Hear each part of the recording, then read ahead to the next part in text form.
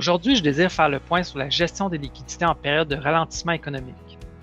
L'instabilité commerciale mine la croissance de plusieurs entreprises et la liquidité devient souvent le nerf de la guerre pour plusieurs.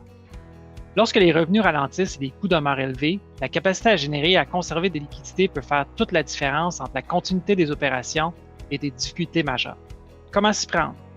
Une première stratégie consiste à optimiser le fonds de roulement par les entrées de fonds.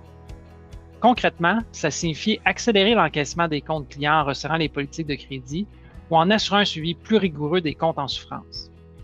Parallèlement, il peut être pertinent de revoir les modalités avec certains fournisseurs afin d'obtenir des délais de paiement plus favorables.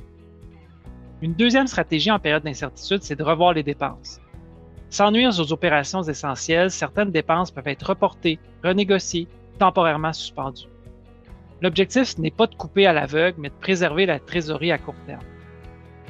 Une troisième stratégie, c'est d'explorer les sources de financement disponibles. On hésite souvent à se tourner vers le financement en période de ralentissement, mais il existe souvent des options. Marge de crédit, financement garanti, programmes gouvernementaux. L'essentiel, c'est d'agir tôt avant que la situation ne se détériore. Finalement, une bonne gestion de la liquidité passe par une planification rigoureuse qui peut être faite au moyen de l'accompagnement de professionnels. L'inaction, c'est souvent le plus grand risque. En agissant rapidement sur la liquidité et en s'entourant des bonnes ressources, plusieurs entreprises peuvent traverser cette période et en ressortir sur des bases plus solides. Et chez Raymond Chabot, nous sommes là pour vous accompagner. Merci pour votre écoute.